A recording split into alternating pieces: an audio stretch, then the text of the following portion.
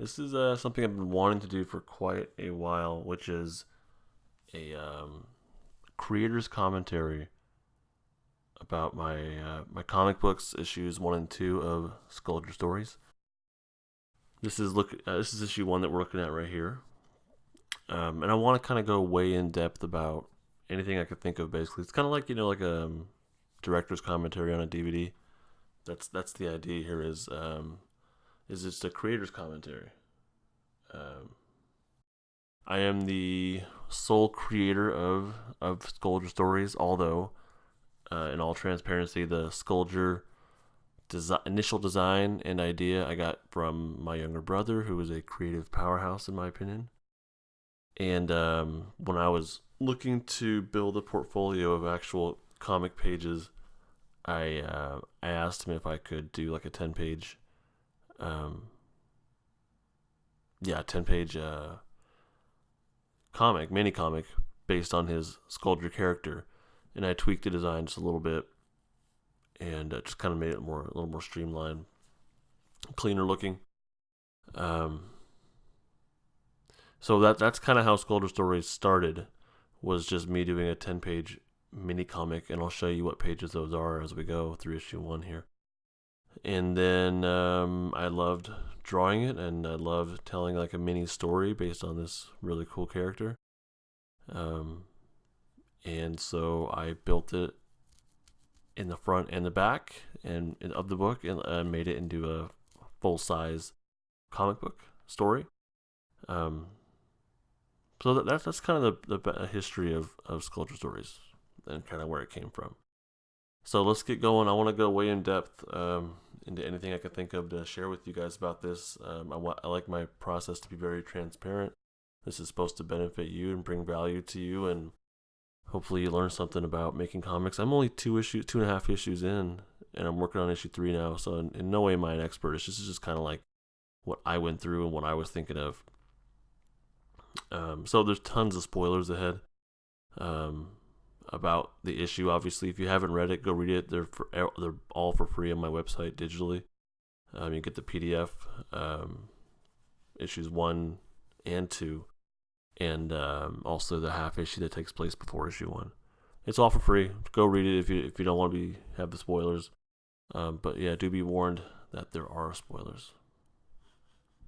Look at the cover here. I wanted the cover to be extremely simple. I didn't want to have anything that didn't need to be there, and I even debated about whether or not to put the title on there, because I knew this, like, a goal of mine was not to get this into retail stores. My goal was to sell at conventions and to my fans and followers. So I didn't need to have a barcode on there. There is no barcode on it.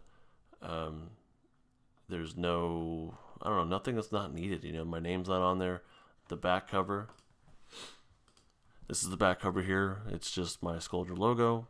No barcode, nothing else. I like that minimal, simple kind of presentation. So I kept it to what was necessary, and I really wanted that Skulldier helmet insignia to be the focus. That blue, the insignia, yeah, because that's I want people to remember that. And that's the Skulldier logo. That's the brand image. That's what I really wanted to focus on that. So it's very dark. The blue pops out of it really nicely, I think. So does the white, and actually, now that I'm looking at it, it kind of competes against each other. So the title, if I were to do it again, maybe even remove it or make it like a dark color so that it's there when you look. But the first and only thing that you really see is the insignia. That should be the the sole focus of it.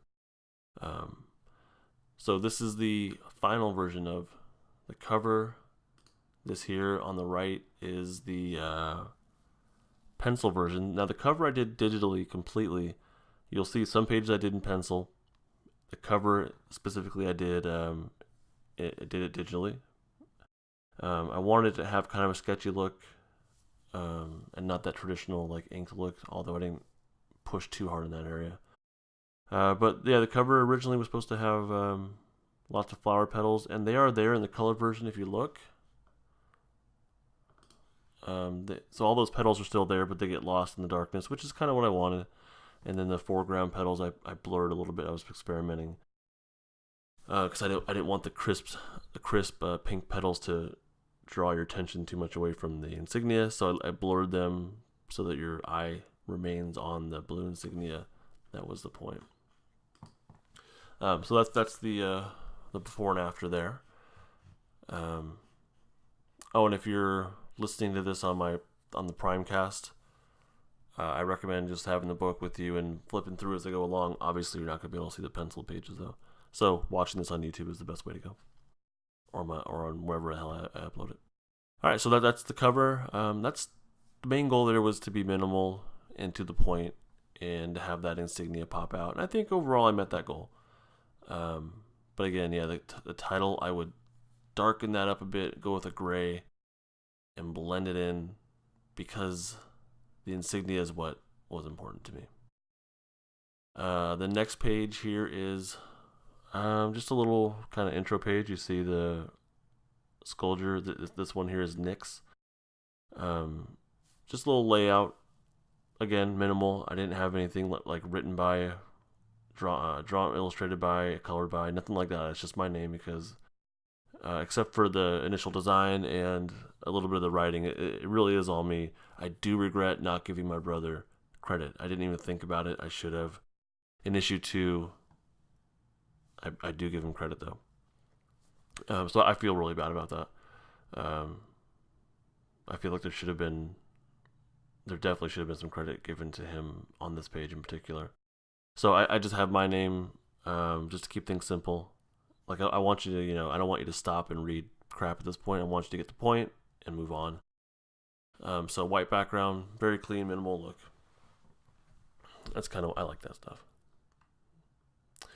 So the next page here is just the intro, where we learn a little bit, or actually a lot, about what's going on with the history of my Skulldier universe. This is Nyx, the Skulldier, talking. At this point, he's talking to us.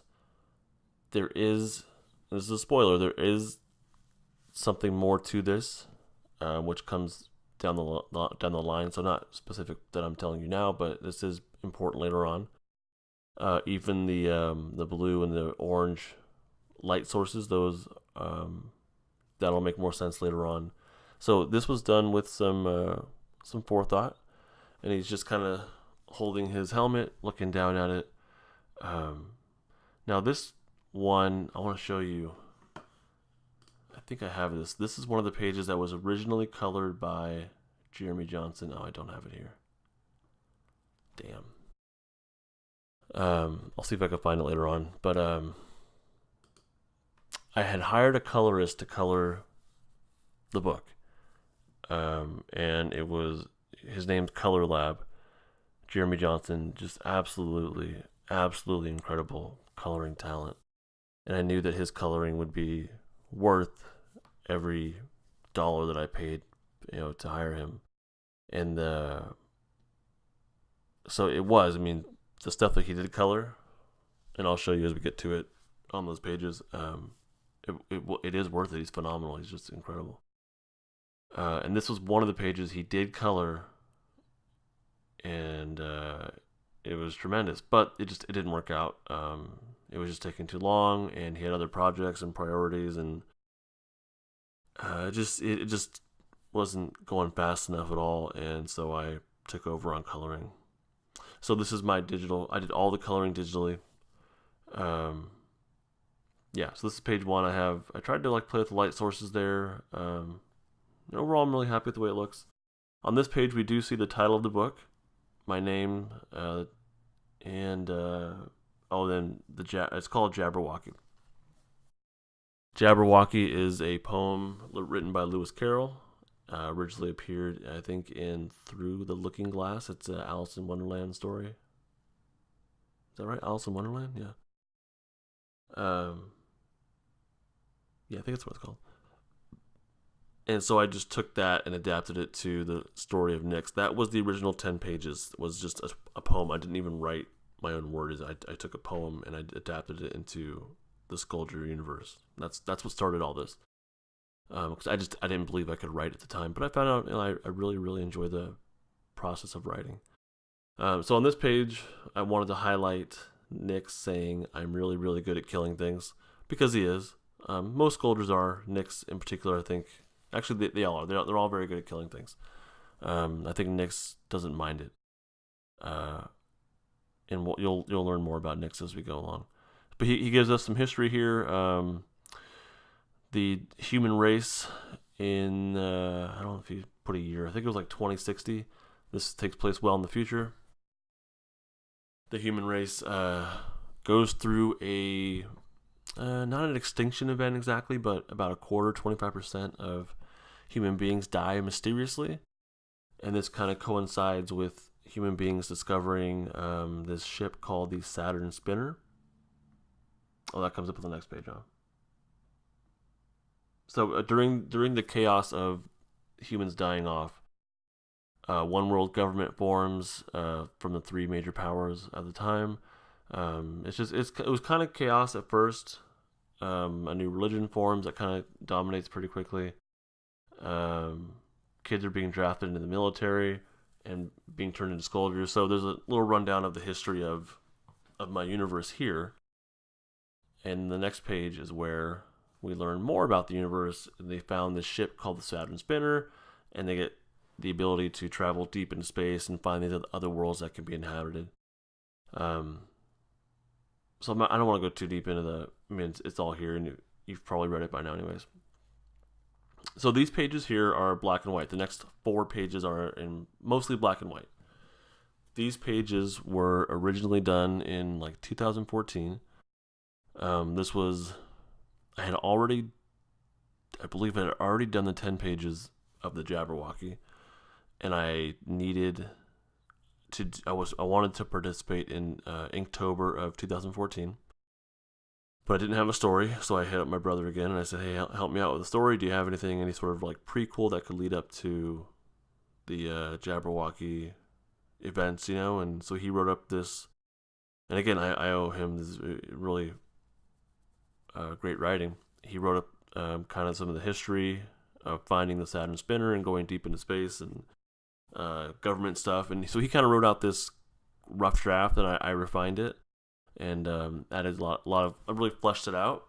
But again, that was something that came from him. And he also wrote where the Skulldiers came from. Let me go back up to where the Skulldiers came from was a story he wrote called Mixed Martial Animals, and it was kind of like the Ninja Turtles, but it was a team of like 4 humanoid animal things that takes place on a planet called 2 Echo, and my book is 4 Echo, so my book kind of builds off of what he wrote about 2 Echo, and so anyhow, in this story, he had these creatures, you know, these humanoid things, this planet of humanoid animals, and in that story, he had these like Foot Clan kind of things that he called Skulldiers. That's where the Skulldiers came from.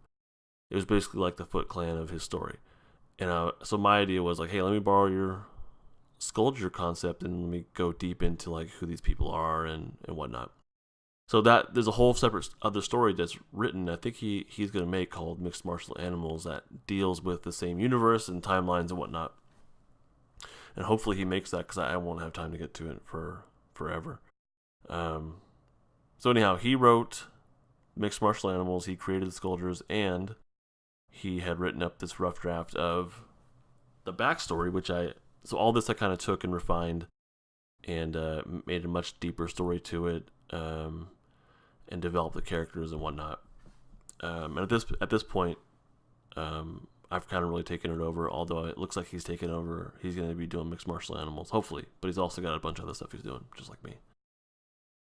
Okay, so anyhow, this was done in October of 2014. That was a long ass time ago. Wow, it's been like 4 years. I need to produce more. This is just me like messing around doing a story in black and white. I wanted to do 30 days, 30 drawings in ink. It took me longer than that, and I got to play around with doing things in black and white. And you know, this is a while ago, and I'm positive I can do better now. But you know, I think like pretty good for then.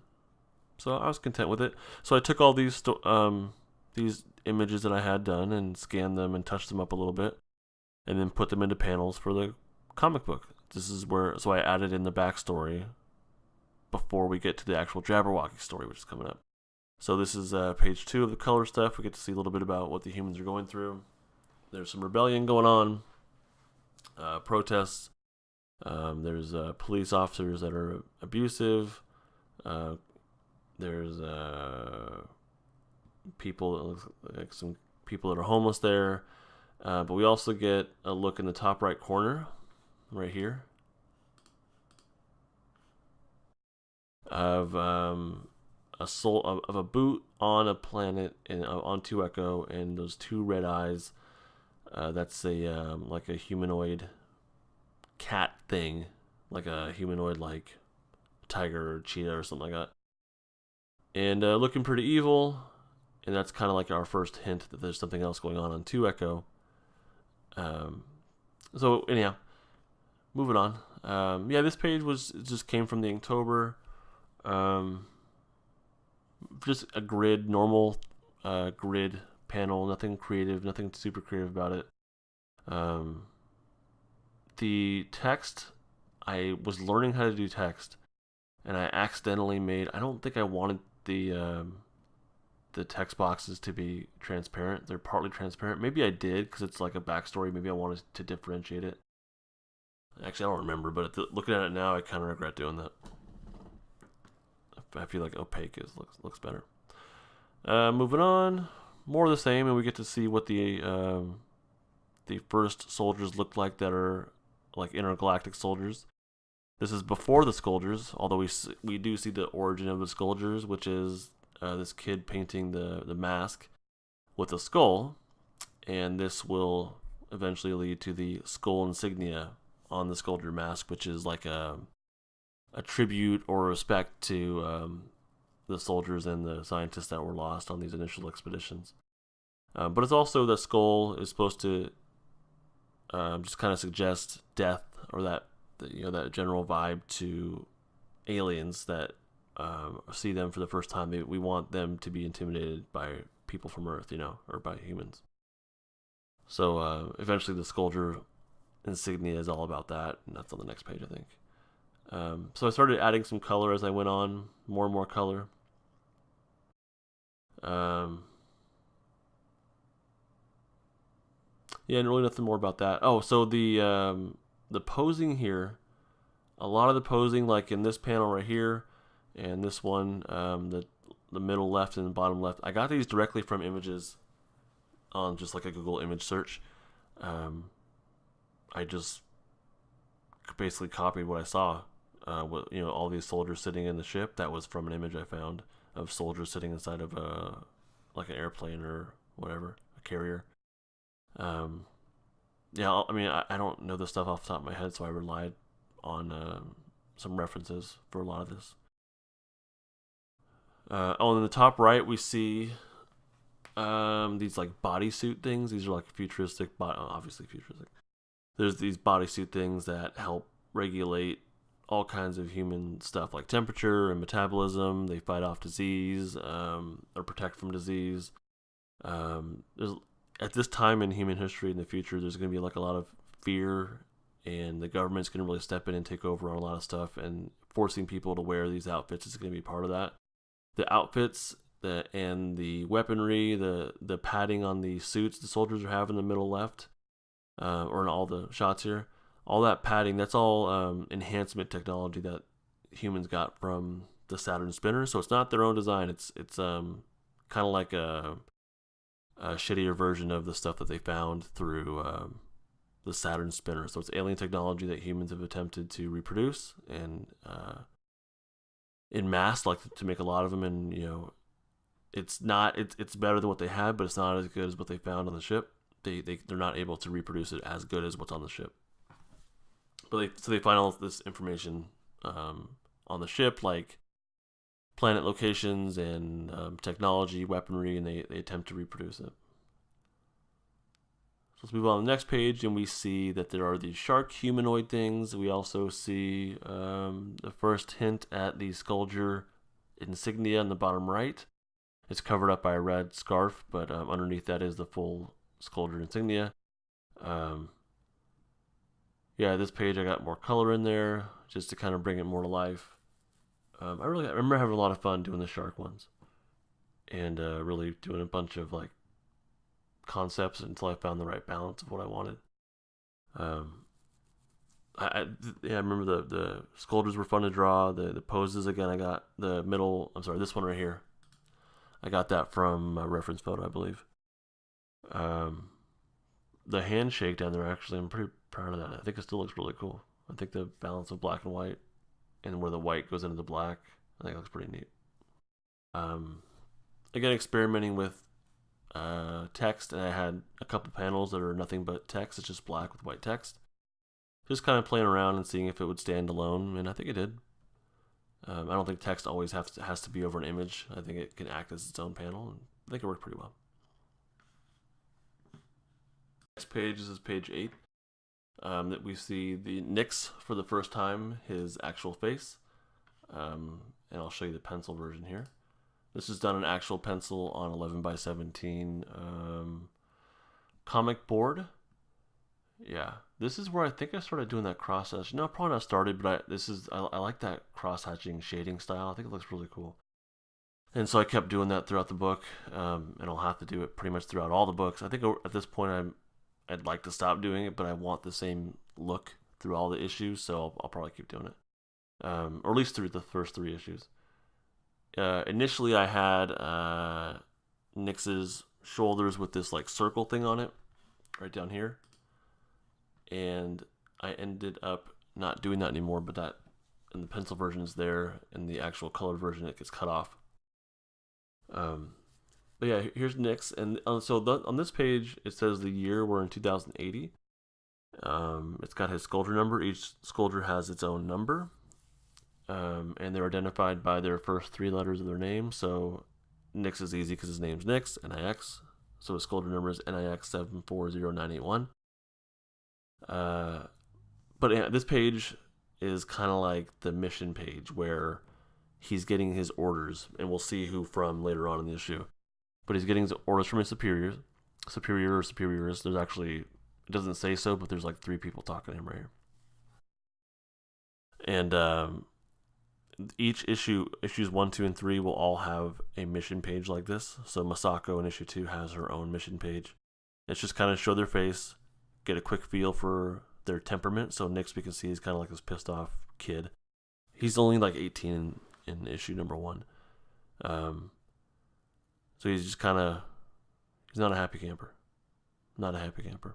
I wanted Nyx I wanted to give him like a unique look. So I have big eyes, small nose, his chin kind of goes down.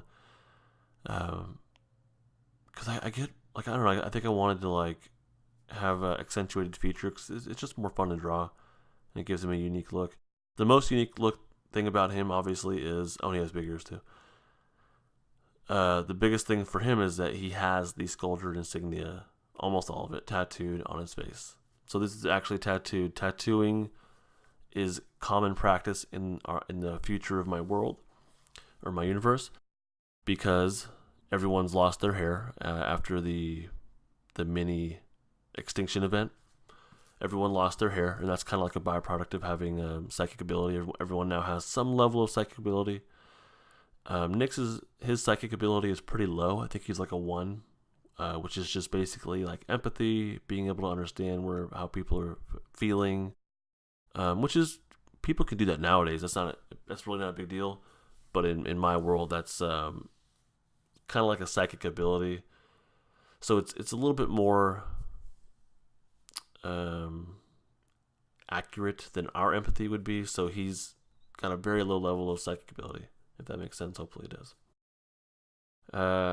I have these bars over his face. The shadow is coming from somewhere. I don't really define where that's from, but I wanted him to be covered partly in shadow, and I wanted things to have going just over his face to kind of create a mood. I'm pretty sure he's actually locked up, and at the end of the half issue Skulldier Stories Nyx, he is locked up.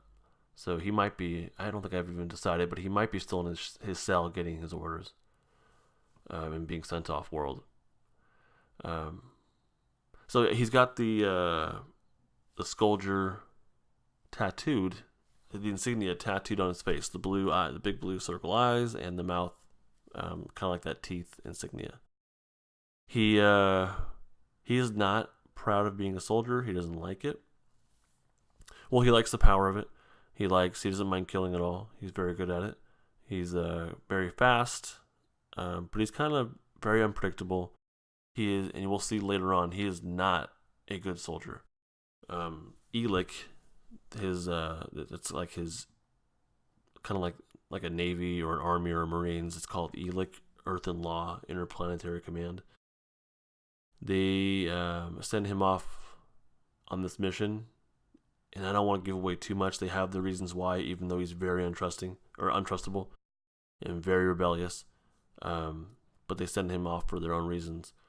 And I'll hold off on that for now. But he does not like being a soldier. He resents Elik. He resents Earth and Law, the one world government.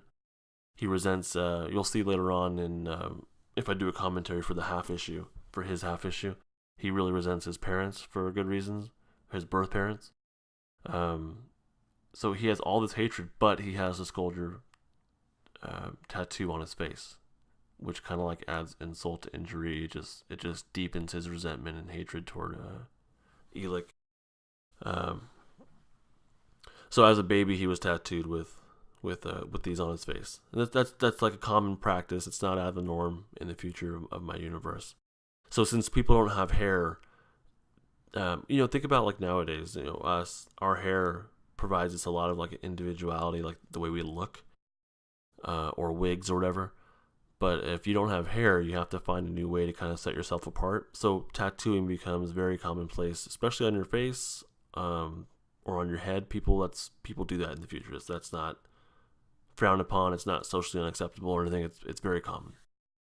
So his parents tattooed his face with the Skulldier insignia because his parents are like just extreme patriots for Earth and Law. They are hoping that when he's born, they are hoping that he has a strong enough psychic ability to become a Skulldier, to be drafted into Elik as a child, and he is, and it's mostly because of his physical ability.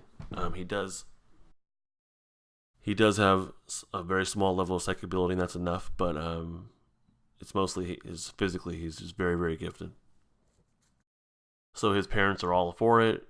He is not. He resents them. He resents the government. He resents everybody. He's not happy at all, and we will definitely see that play out throughout issue 1. So here he is. He got his orders on this page 8. On page 9, the first thing he says is, "They killed my dad." The politicians and their fucking plans. So like hopefully you can feel that hatred he has toward them. He's talking to his little squad here. He is sent off with his squad. He usually works with these 4.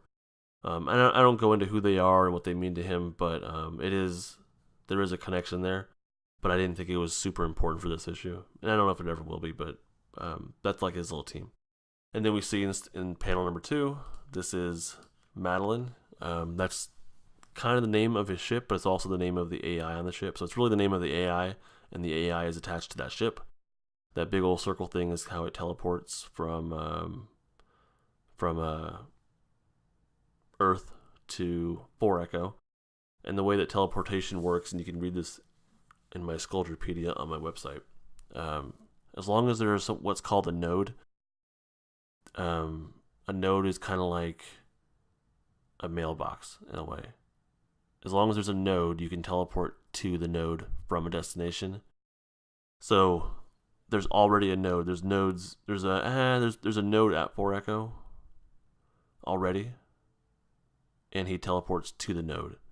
Now the way Elik works is they will plant nodes all over a planet. That way they can continually teleport in Skulldiers and soldiers and scientists and reinforcements as at will, basically. So like on 2 Echo, there's nodes everywhere. On 3 Echo, there's nodes everywhere. There's no chance that the natives of those planets will be able to find them all and destroy them. And even if they did, there'd be, or even if they got close, there'd be another one that they'd drop in. So the nodes are small. I haven't drawn them out, honestly, but they're small they can be hidden pretty easily. So Nix teleports to one of the nodes with Madeline.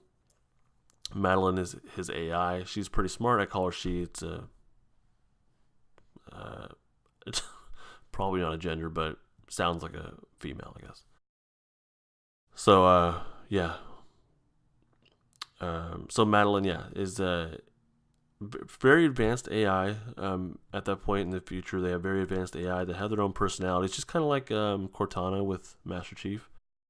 I would say it's very similar to that. Madeline is in his helmet. She can communicate to him on the ship, just wherever he is, as long as he has the helmet on or he's in the ship, she can communicate with him. And Madeline and him have a good relationship. And in panel 3, he says, fuck the mission. Like, he's already over it. He's not doing it. He knows he's not going to do it. This whole page was done in pencil. Let me find the original pencil. The original pencil, the balance was off, as you can see. So I had to tweak it digitally, kind of separate it and move things up and down. I got rid of the shadows that you see. The shadows on his forehead and on his mask. I kind of added those. Actually, they're still kind of there, but I got rid of the cross hatching. But I still left a shadow just because I don't think it was necessary. So I got rid of that. And also I changed the light source. So the light source I realized was directly above them. As you can see, like these panels, these white panels, those are lights. And so I figured it'd be shining on the top of his head or their heads. I don't know what this one is right here. There's a shadow right here. I don't know why. So I lit things up a little bit more and moved the shadows around. And that's the biggest difference. So yeah, working digitally allows me to obviously tweak until I get it right the way I want it.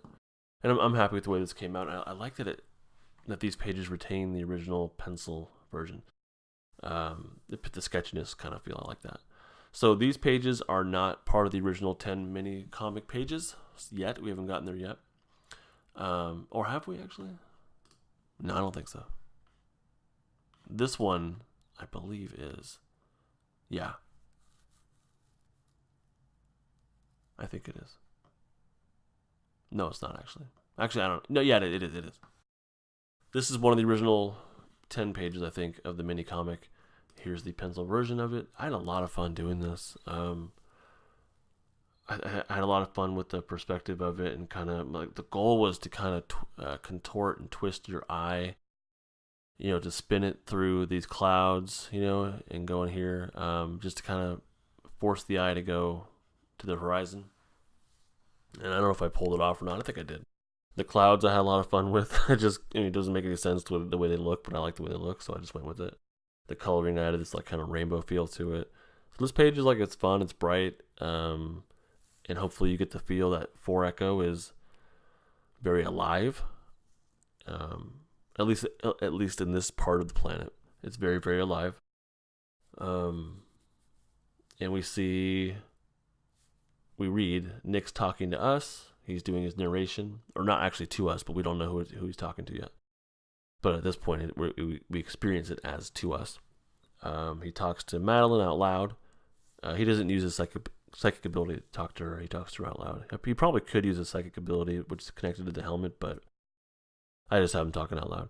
And she responds. But he introduces us to a poem, and that he lets us know that it was important to him, and it's something that he and his dad shared.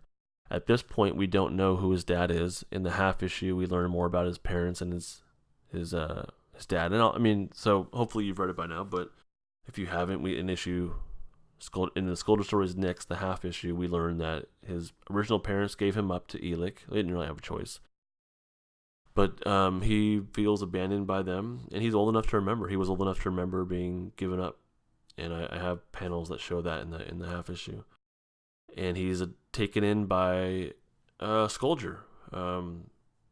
There's these basically like foster parents. Elec has these foster parents, and the one that Nix is assigned to is a Skulldier. And they end up being a good pair. They have adventures together, and I think he does grow to love him. But he has a real connection which is a big deal to him because he was basically given up, abandoned by his birth parents. So to be able to trust someone again and build a relationship is a big deal to Nyx. And so him and his dad had this story or this poem, Jabberwocky, that means a lot to him, and that's kind of what's going through his mind because the creature he's supposed to capture is called the Jabberwock, which his dad named while going on this mission. So he shares the poem with his crew. Actually, I'm sorry, it's with us.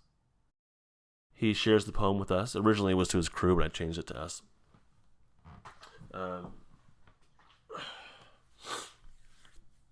And that's these are the original pages, the original mini story, mini comic.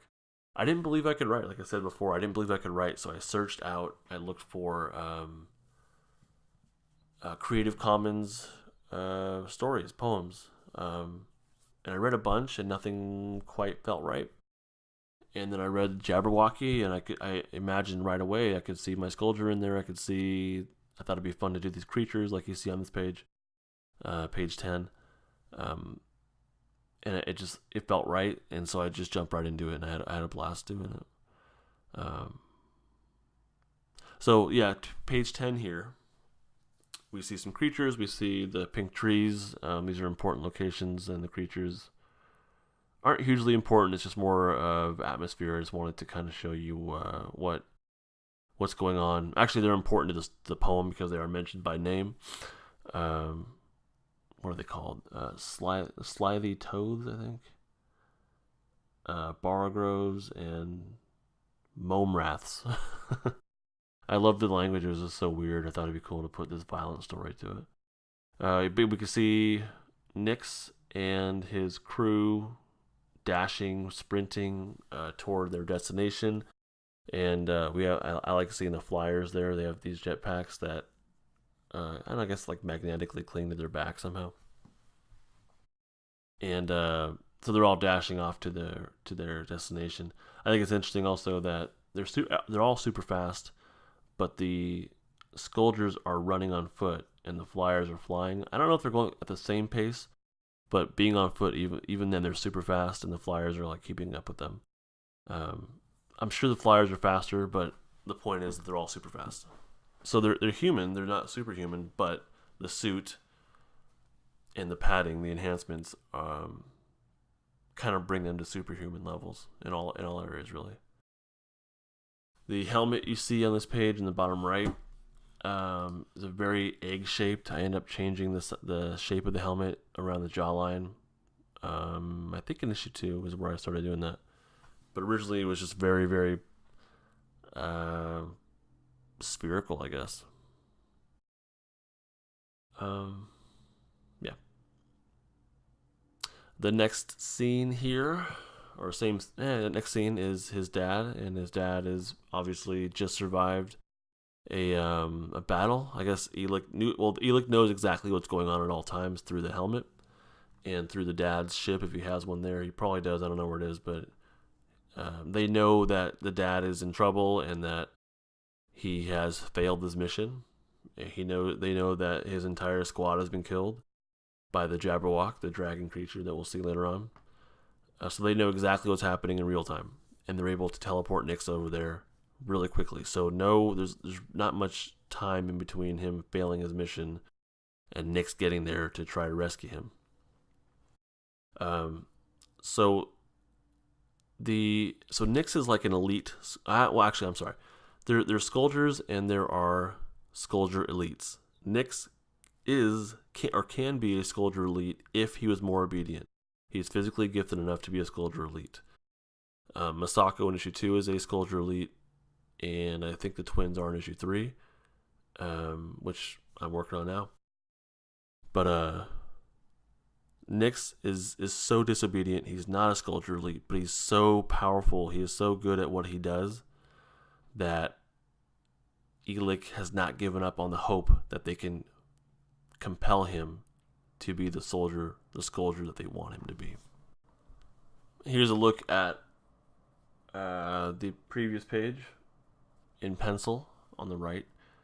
I have the establishing shot on the top, and then 3 panels. It's really, the 3 panels are one shot really, but I broke it up into 3 panels so you can kind of take in one at a time. I wanted it to be not all at once because I felt that was too much to have one establishing shot and then one another big shot. So I wanted to break it up visually and kind of set a pace, and that helped to set the text, the font, the text pace as well. And then you got to see each creature per panel, so it kind of set the tone, you know. The next page, here's the pencils for the next page with a dad. I really had a fun time drawing this page. It was, it allowed me to experiment with in the top right, to experiment with a really extreme drastic angle, and then to include the texture of the bark. Here's what it looks like colored in.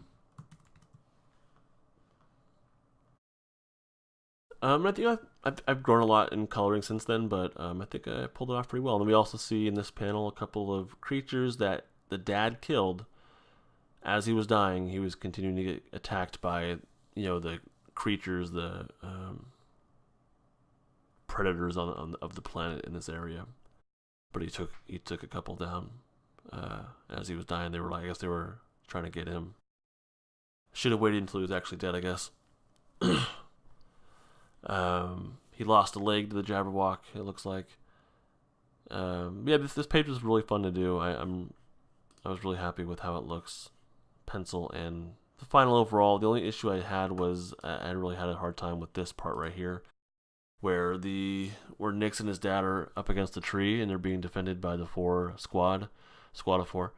I felt like I had a hard time with this area. Yeah, I think it came out okay, but there was just something that wasn't. I feel like I didn't really nail it. Yeah.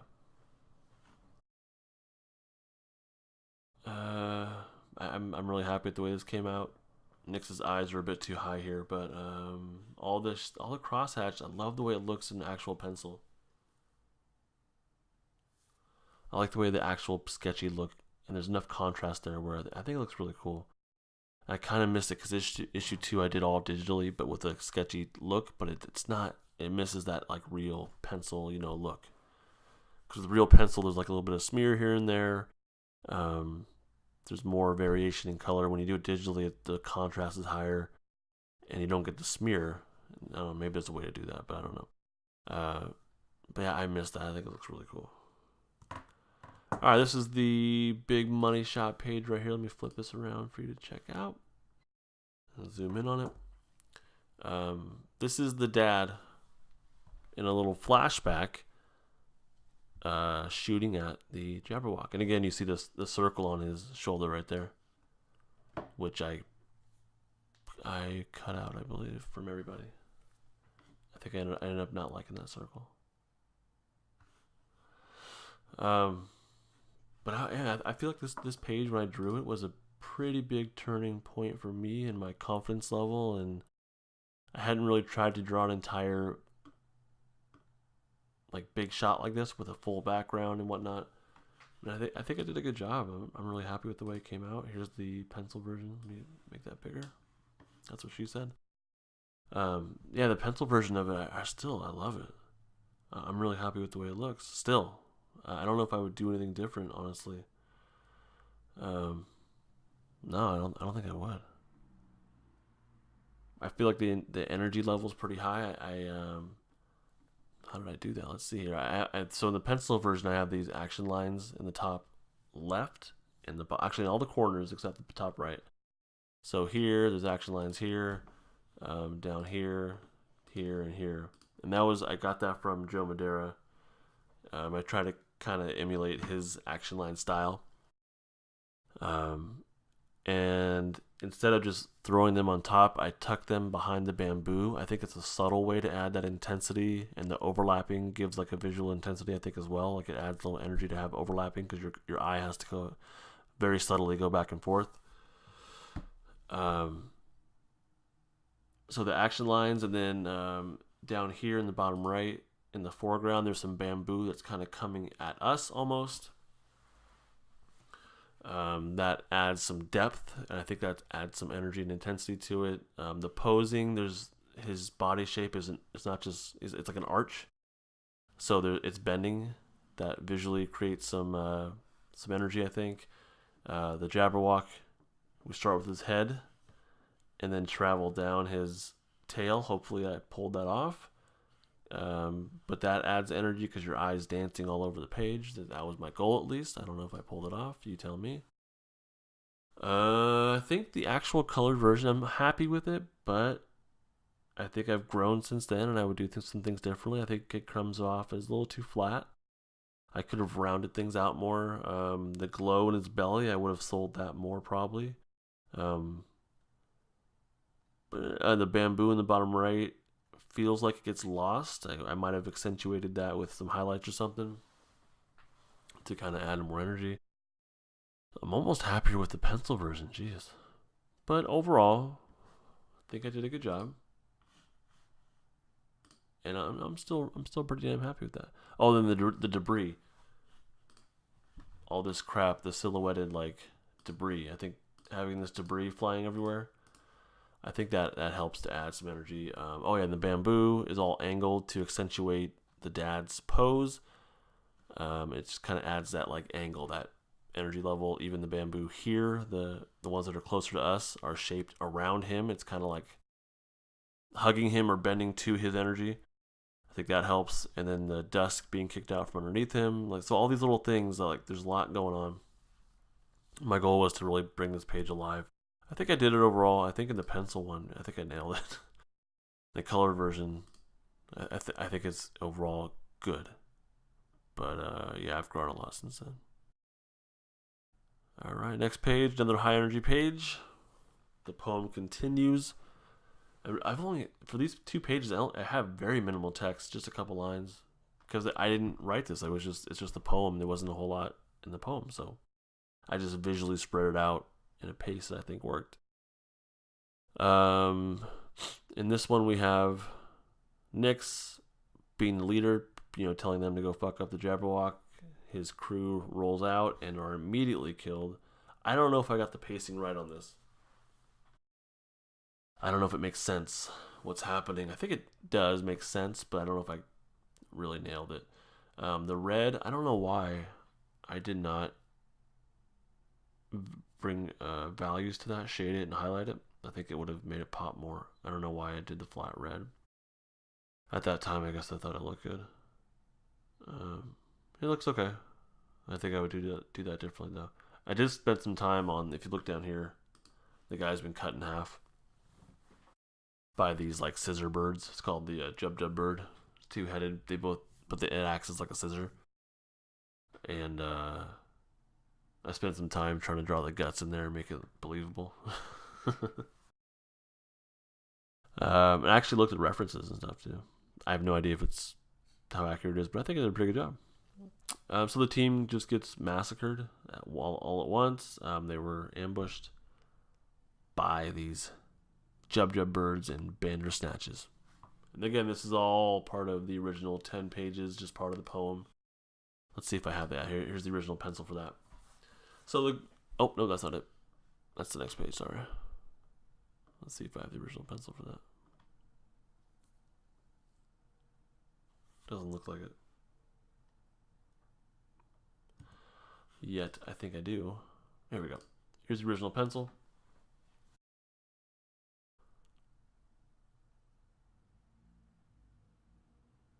I think I wanted that in the top corner here.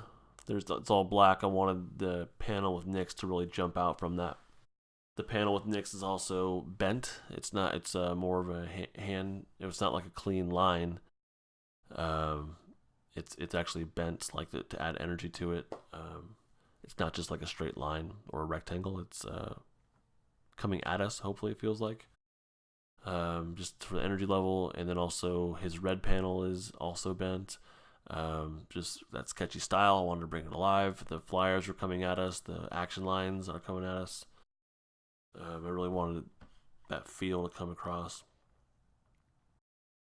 Yeah. Next page. I had a lot of fun with this one. This one was a page I added in just for pacing, because there is some text, but none of the poem is on here. But I thought it was important. Oh, sorry, I'm adjusting here. I thought it was important to set up the pace. So they get messed up, and then I wanted to have that pause, just that quiet pause with some blood. With that brutality, you know, their limbs, their pieces are falling down, they're dying. Blood is just, you know. And I like that silhouetted look. I did struggle with how to color in the background, but I'm glad I went. It looks like there's some light down the middle, not actual light, just sort of abstract.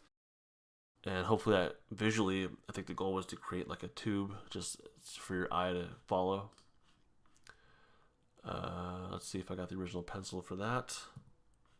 Sure I do. You know what? I don't. I think this is all digital. Yeah, this was not a pencil page. I believe this was done completely digitally. It does have like a slightly cleaner look. The pencils actually look pretty convincing there, though. Yeah, I don't think I had that. That was just all digital. I had added that page. That was like an 11th page, I think, to the poem, just for pacing. Yeah, that's pretty convincing. But I don't actually. You know what? You can. I don't know. Let's see if you can tell.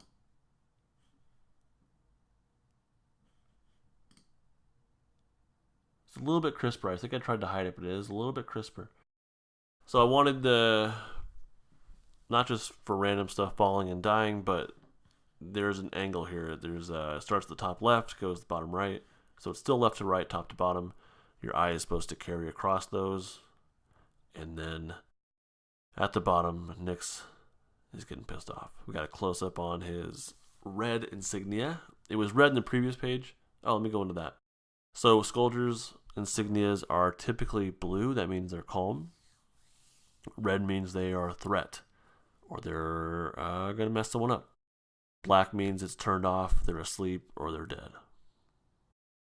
But so in this panel we have Nyx is red because his dad is dying. He apparently sees the Jabberwock or something like that, and he's like, "Oh, let's go get him." Or doesn't see him. He knows what direction it's in somehow. I guess Elec gave him some intel or something. So he's red because he's at threat level. The two Skulldiers, his buddies here, are red. Actually, they're not Skulldiers. Those are more grunts. They don't have the full insignia. The Flyers just retain their blue. They don't change color. So yeah, he's still in red. Just a close-up of his fist. You know, cracking. He's getting ready to roll. Close-up of his feet. Got it at a slight angle. Just to get that running kind of feel. And I really wanted the text to create some pacing. So the first panel is just a close-up. Next panel is crack, crick. And we see what's happening.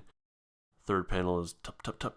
So I just wanted that rhythm, that pacing to build up, because the next page is a splash page. And it's a massacre. Let's take a look at the original pencil here first.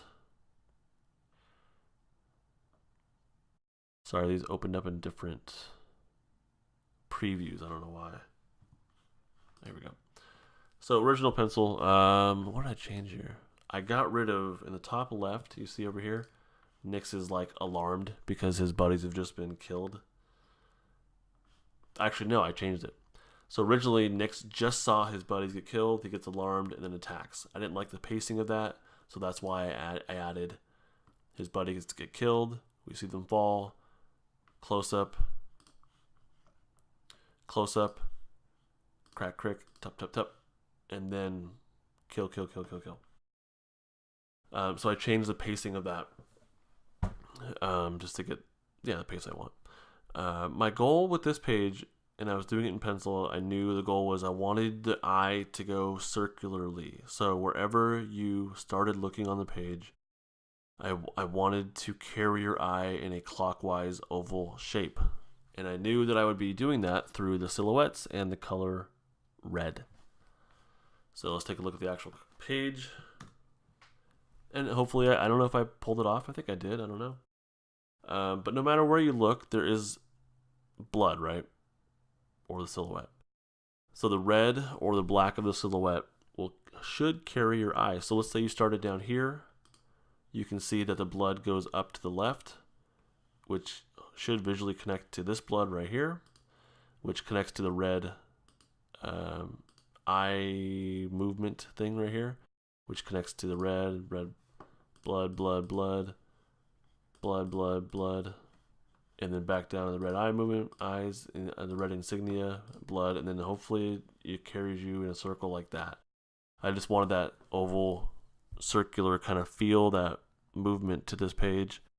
And even the bamboo is shaped at the very top. It's farthest away, and then it kind of bends in the middle, and then just very slightly, slightly curves from the top, and then bends and expands visually downward. So these 2 points are close. I'm sorry, let's do this. So these 2 points right here, the furthest bamboos, are closer together than they are down here. Down here, they're very far apart. So it goes from the top and then wider toward the middle. And the goal there was to accentuate that oval shape. And then right here, there's a big old bamboo in the foreground. And that again is to accentuate the oval shape. And also same right here, there's a bamboo right there to accentuate the oval shape. And just to hopefully carry your eye around and around and around. Same thing with the wings, they go this way. So there's a lot of design here. I hope it worked. And I've asked a couple people, and it sounds like it does work. But I was really happy with this page. The green was is really hard to control, but I think I did a good job. There's definitely some things I would do differently. I feel like these green shapes down here, the bushes, if you look closely enough, it's just green with some highlights and shadow, but there's no really defined shape there. I might do that all over again. But yeah, I'm really happy with this page. I feel like I got it across. The green and the red kind of go against each other because they're opposite colors. But I think I pulled it off. Let's go back to, I think this is page 11. I don't know if I showed you this with the pencil. Let's just do a quick comparison here with the colored page. And here's the pencil version. This page was a pain in the butt. I kept smearing the pencil a lot, and it was like too much. This is just a lot of lead, but ton of fun. And for the tree here, I looked up. That was a reference photo. Not exactly the tree, but the whole scene. I found this really cool photo of like this cliff being surrounded by clouds, and I loved it, and so I incorporated that. But that was from a reference photo. All right, where were we? Let's go to Tum Tum Tree. All right, so we're still in the poem, and this is the Tum Tum Tree. What did I do? Oh, this was a huge overhaul of a page. So this is the original pencil version, which I thought had a better pace. We start off with the Tum Tum Tree. Nyx is standing in front of it. And then we get a close-up of Nyx's face. And this was supposed to kind of match the wording.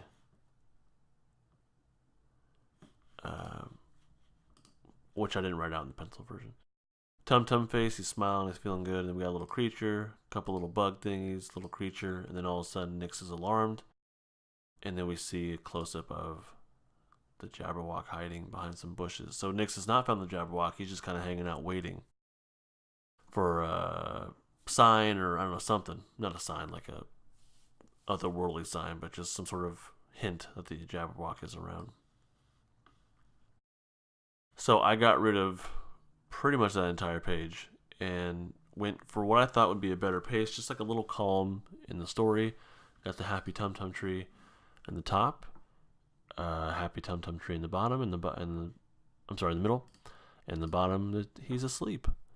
Nyx is there in front of him the whole time. So this is kind of show that there's a passage of time, that he's waiting and waiting and waiting. He's very patient. And it says he rested by the Tum Tum Tree. The Tum Tum Tree, I don't know if it was alive in the poem, but I wanted to give it a face and some sentience. So we're just kind of hanging out, waiting, being patient, gathering his thoughts. I don't know if he's meditating or not. Maybe, probably not. So I want to show the passage of time. I thought the glow effect was pretty neat. I wanted to include that. So I think overall the pacing worked better, and it just gives the audience a little breather. Because on the next page, the Tum Tum Tree is awake, and he's not happy anymore. Looks pretty worried. Nyx, we get a close up of him with the glow of the tree behind him, which I could have sold better on the mask or on his helmet. I don't think it did a great job of that. So he's in blue, and then we see the Jabberwock hiding, which is from the original pencil there it is right there. So I carried that over to a new page, and then I added in the text with just this sort of growling noise. With the text, I tweaked it. I figured out how to like adjust it a little bit, and then I gave it this sort of vibration, blurry kind of feel to it. And then we get a close up, or somewhat close up, of Nyx darting. He's like looking over to where the sound is coming from, and his eyes go from blue to red, which I thought was a pretty cool effect. I got some good feedback on that. I liked the way it came out. It was great. I liked it. So that was a big overhaul of a page. And then this is probably one of my favorite pages. We see the Jabberwock charging at Nyx. I like that I put this thing right here. It's like the dust is being kicked out, even though he's not even there yet. Just the force of him against the air is pushing the dust out in front of him. Hopefully that came across as power. I like his little beady eyes sticking out in the darkness. So before I move on, digitally, this is exactly the way I want it to look, which is pretty dark with these nice color and light pops. And the silhouette, I think those work. When it was printed out, things came out a lot darker than I intended. The print never matches the digital version. So this came out a little bit too dark on the actual page, in my opinion. I think it still looks cool, and then I talked to a small publisher locally here, and that was the feedback that I got, was the book was too dark, and that digitally I think it looks fine, but it was more of a printing issue, which is normal. So lesson learned. So I was really happy with this page. I like that. So we got Nyx holding his katana. I went. It was a close up, so I spent more time on the actual katana hilt, the handle. We could see there's a couple buttons he presses to activate it. It's got a traditional tie cloth thing on it. Underneath the cloth is it's like beaded, like texture stuff. And then we see the blade activated, which is this black substance, like a venom kind of symbiote. And you know how much I love venom, so I probably incorporated that without even realizing it. But this is what am I calling it? I think I'm calling it a black hole weapon. It acts as a black hole. It's activated in the handle, obviously. Nyx has 2 modes for the blade. This is just the normal katana version. But it's a black hole. It acts as a black hole. Anything around it, or anything that it touches, will get sucked into that black matter. So it doesn't. In all the Skulldiers, this is like the standard weapon is the black hole weaponry, and you can read more about it on my Skullderpedia. But this is it acts as a black hole, meaning whatever it touches gets sucked in there. So it doesn't actually cut anything. It doesn't slice something in two. It removes the matter that it touches, which leaves 2 separate objects, like we'll see in the next page. So hopefully that makes sense, that it's not cutting, it's removing. You know what I mean? Like you can cut an apple with a knife, but you're left with the same amount of, if you put it back together, it's the same amount of apple. What the black hole weaponry does is it removes some of the matter. And once he switches off the blade, I don't know where it goes, but it goes somewhere. And in issue 2, we learned that when it turns off, it makes this funny little plip, like a noise like bloop. Like it doesn't match how badass it is. It just like bloop. And I got that from a Neil deGrasse Tyson interview with, I want to say, Jimmy Fallon or Jimmy Kimmel or something. And he, you gotta look it up on YouTube, but he talks about black holes and how awesome they are, and he's like, we finally know what they sound like. We had figured this out with all this math stuff or whatever, and he plays it for the audience, and it goes bloop, and the audience like cracks up. It was just so cool, you know, in a nerdy way. So it's definitely worth looking up and listening to. Anyhow, so I'm happy with the texture of the handle and Nyx's hand. I like the lighting on it. So what you see around the black hole weapon, the blade here, or the katana, is all this light. It's not emitting light. It's sucking in everything around it, including any kind of light. So the way light works with black holes is it tries to escape, but not even light can escape a black hole. So it just kind of hangs around it.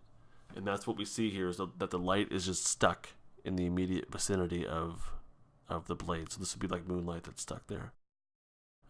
So that's why it glows. It's just the light can't escape. So let's take a look at the pacing of this. Got the thing charging. I used the blade and the handle as a panel border. I thought I got kind of creative there. I think it works. Overall, I think I pulled it off. I am worried that since it goes from the top left here all the way down to the middle of the page, I'm kind of worried that the eye would go from there down to here. That might have been a mistake. It's supposed to go here and then go over here where Nyx to the white, where Nyx is jumping over the Jabberwock, darting at it, down here to where Nyx is sliding underneath it. I don't know if I pulled that off. That was a challenge. He's sliding underneath it, so he's just dodging, and then regrouping himself. The Jabberwock is regrouping itself. The flame in its eyes and its mouth is bigger now. It's getting more and more pissed off. And then down here we are looking up at the Jabberwock, who is now just spitting flame out. It's pissed off. Here's the original penciled version of it, and I kept everything pretty much exactly the same as it was. I don't remember tweaking anything. The white silhouette for Nyx down here. It was black originally, and I turned it white. But yeah, everything that's the way I wanted it. And this is another one of those pages that I'm really happy with. I like all this debris shit. I think I did a good job there. And the coloring, I think I did a pretty good job too. But let me show you. I think I have the original color. Yeah, here we go. This is Color Lab doing his coloring, and it's beautiful. I think he left a lot of brown because he and I talked about he was coloring it on brown paper, and that was such a cool, unique look, and that was his strength. So we talked about leaving it that way. So there's a lot of brown on this page, and I kind of think that works overall. I think we could have done more with it, but well, whatever. But you can tell like his coloring is like next level. The Nyx's arm here, the blade, super cool. The way he colored the Jabberwock, very light. The moonlight's just all over it. The green behind him is just beautiful. In this panel, he added some of the stuff, the bamboo stuff behind, or whatever that is. And in this panel, same thing. He added that behind. Although he's actually not in the bamboo forest anymore, so that doesn't make sense. But little things, that means something I would notice. So what's cool about working with him is when he was the colorist is that he adds stuff just on his judgment, and he consulted with me, but just using his judgment, and it actually adds to the vision that I have, and I think improves it overall. His coloring of the Jabberwock down here, I think, is gorgeous. I think he did a really good job. The flames might be a little too dark, but overall, he did good. It's a very unique, especially for a comic book. I think it was such a unique, cool look. But it wasn't practical for the goals that I had for wanting to produce it. Next page. Let's zoom out here. Let's take a look at the pencil. There we go. I believe it's pretty much the same.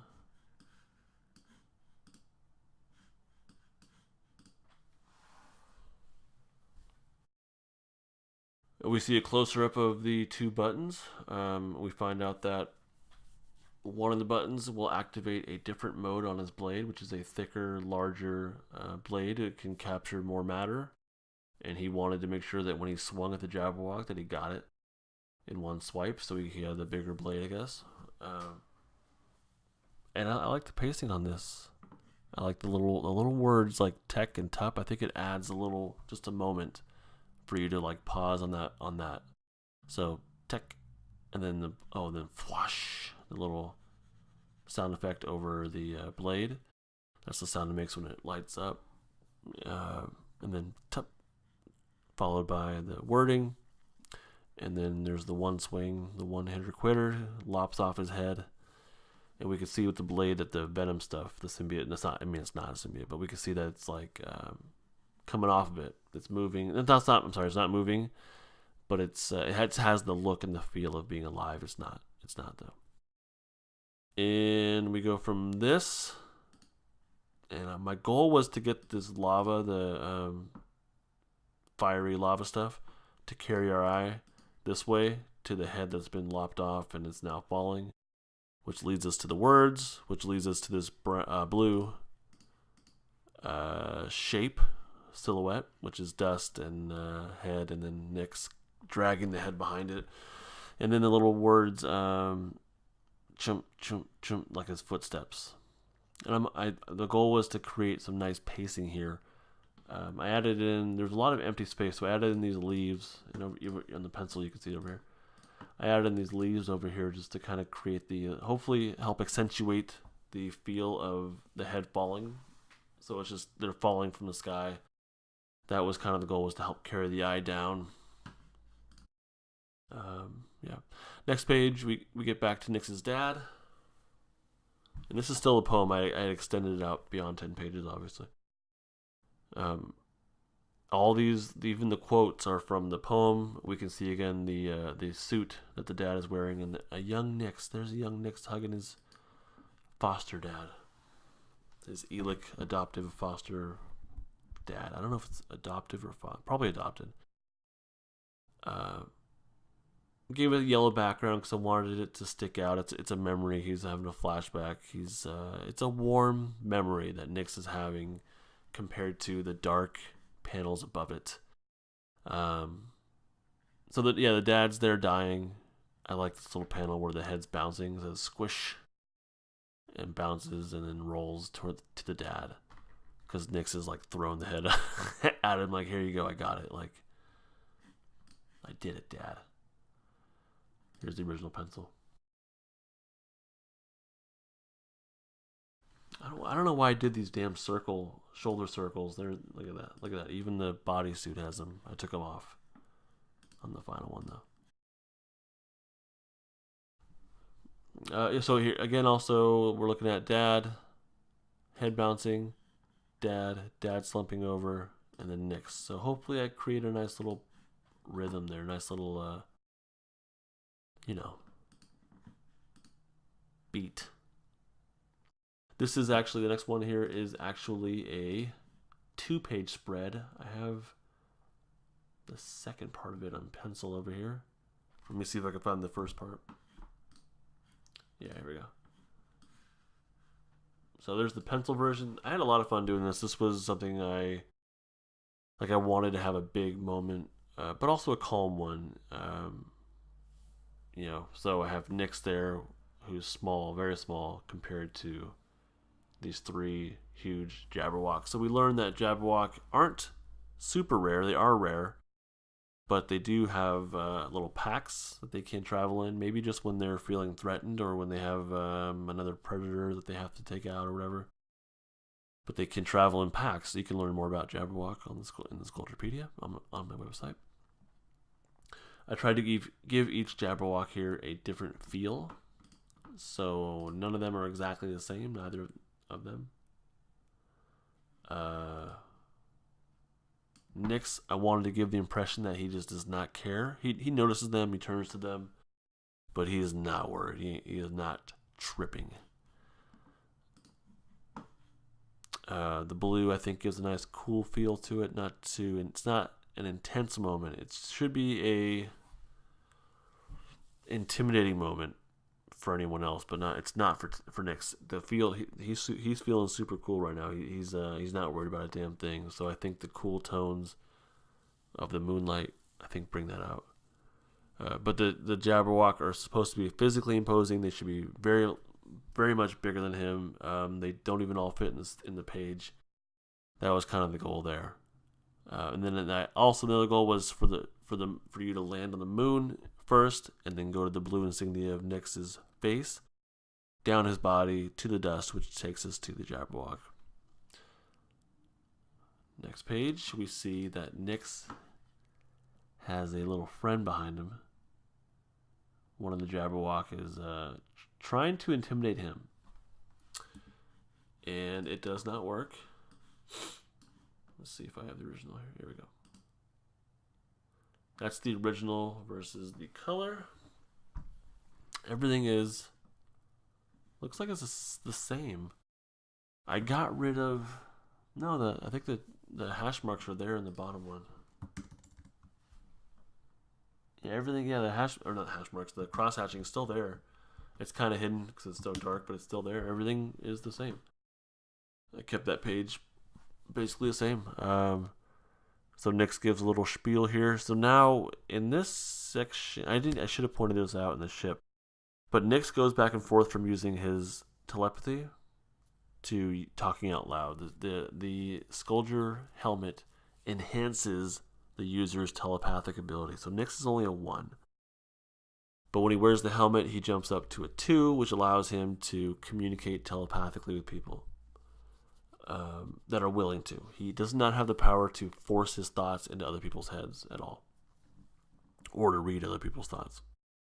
But he can engage telepathically with people that are willing to, kind of that consent to it. So we see here that he's talking out loud. It's done. I've taken my vengeance. But then he switches to telepathy. He says, "I know you can understand me." So what we learn here is that the Jabberwock, they don't understand English, but they do understand his intent. They understand what he's talking about. They know the feel. They know that he is a threat to them. He knows that he doesn't give a shit about them and he wants to just move on, but he potentially is a threat to them. And I think they know that he doesn't care. So they're going to try and call his bluff in this panel right here. He goes, I don't know what sound that is. Blows out some fire. Nyx doesn't care at all. He says, "I said fuck off." So they call his bluff. He calls their bluff. They back off into the bamboo. So I guess we're back in the bamboo area. That's a mistake I feel like I made, is like even in this page right here, there's no bamboo. And then all of a sudden they're backing off into bamboo when they weren't there before. So that might have been like a little continuity error, but I don't think it's a big deal. I think I did a good job though with giving the impression that they're receding into the darkness. I feel like I did a pretty good job with that. And into the bamboo, like I have the bamboo in the foreground here. So I think I won. I think I won with this page overall. I'm happy with this. What else about this page? That's about it. So we see him using his telepathy with the helmet on, talking out loud, being a badass. And again, right here in this line, because of politicians and their fucking plans, he's lost his dad now, so he's even more upset. He's even more hateful. Oh, look at this over here. We see the circle on the shoulder. It's gone over here. I got rid of that. Yeah, right there. So he's lost his birth parents. He has now lost his father, the guy who actually did care about him, that he bonded with. That person's now gone. There is more that Nyx has lost that we learn about in the half issue. He has a love interest that he's not with her anymore. They were both imprisoned in the base, the training base, or in the base. And now he's on a whole other planet by himself, so he's lost everything. He has absolute pure hatred toward Elik and Earth and Law. I mean, just entirely. He has no love for them whatsoever. He has no desire to do what they want him to do. What's the point? Everything's gone now.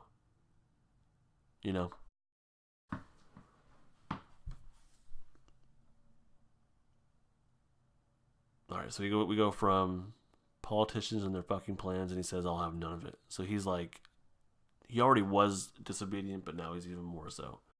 So the plan was, I think Elec wanted to get him there because he's so elite. He is elite, even though he's not considered a Skulldier elite yet. They got him there, like they wanted him on the planet, and they found the perfect opportunity was getting his dad there. And the opportunity arose where his dad was in danger. So they're like, okay, your mission is to go save your dad. He's not going to turn that down. He's not going to be disobedient about that one. So Elec's first goal is to get him onto the planet, and they've got him there because they have, as we learn on the next couple pages, they have another mission for him. And they knew he would not accept the mission. He would not go to the planet for the second mission. But they did know he would go there to save his dad. So they got him on the planet. That was goal number 1. Nix does not realize that. So here we have him telling Madeline, I'm ready to go home. She says, I can't do it. She ultimately is obedient to Elec, not to him. To the Elec commanders, not to him. She says he has another mission to go to. He says they can go fuck themselves. He's not going to capture anything. And she says, nope, you got another one, another mission. And so he has no idea. He says, what other mission? And then wow, his neck is huge right here. What did I do right there? Wow. Way too big. All these, neck is huge. That's too much. So Madeline attempts to project into his helmet, not, the image of his superiors talking to him live. Because of alien technology. I don't know how it works, but it's live. And he's like, nope. So he just takes off his helmet, and he's like, nope, I don't care. Just ignore Elec and figure out an override to get me home. Get me home, Madeline.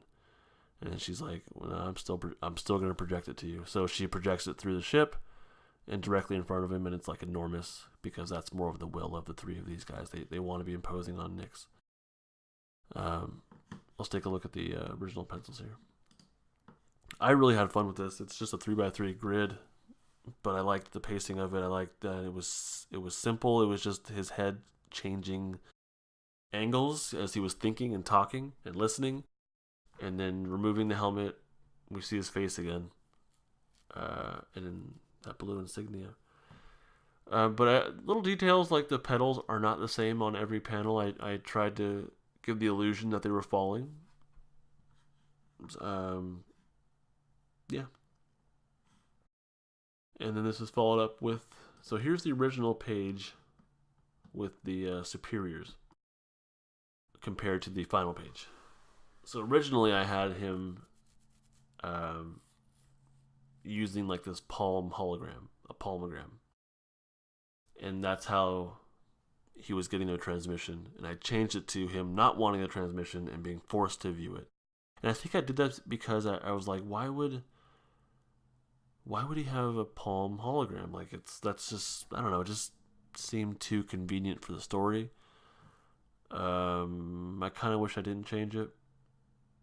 Like it's not that big of a deal, And so the palm hologram, it looks like, and the other reason why, honestly, was because it looks like a liquid or like a gas hologram or something, And that didn't. I did that because I liked the way it looked, but it doesn't actually make sense as to why it would be like that. So I think that's why one of the reasons I changed it.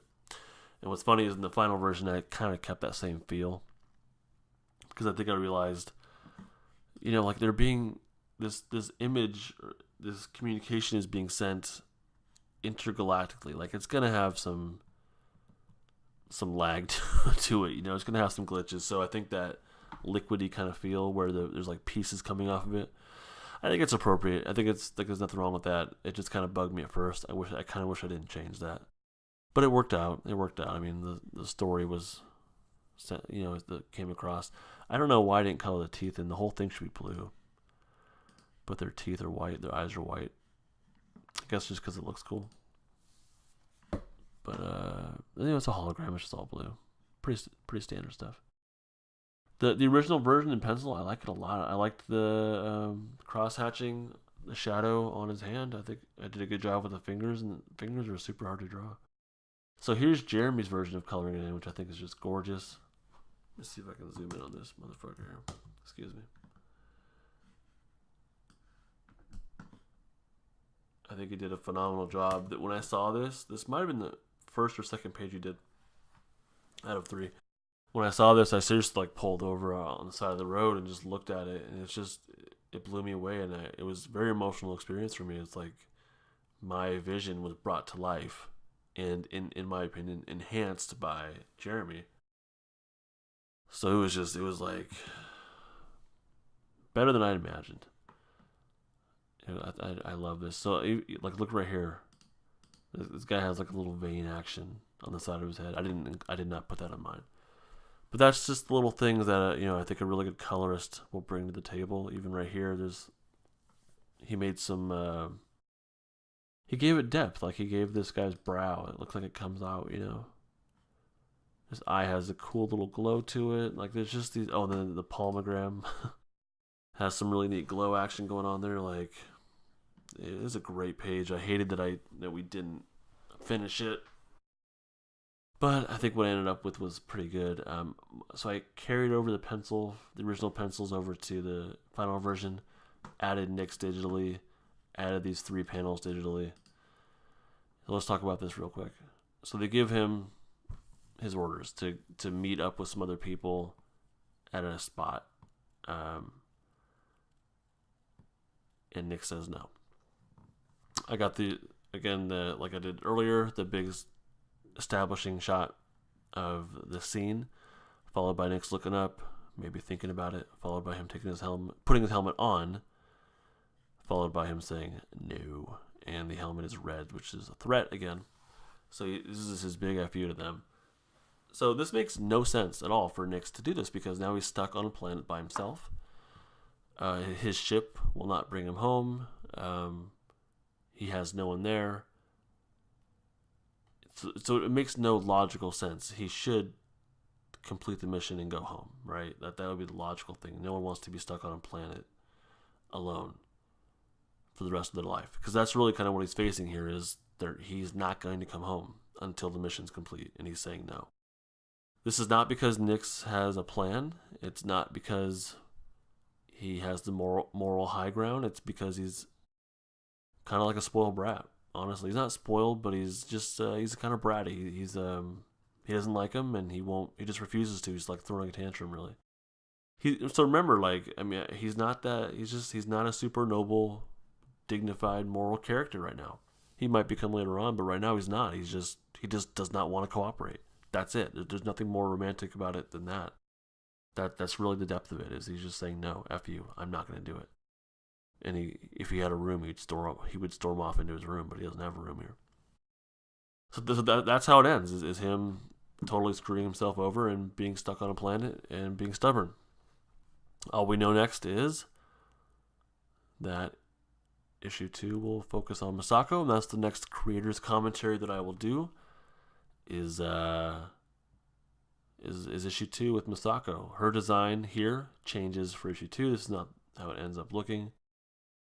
But yeah, we will see more of Nyx. We're not done with Nyx. There's actually a lot more of him and, well, Misako and the twins for issue 3. They will get together in issue 4. Kind of like, how Avengers, the MCU was set up. It's the same thing. But I think it was important to get to know each character and to see them on their first mission on the planet and kind of how they got there. And there's some important aspects of that I'll go into later on.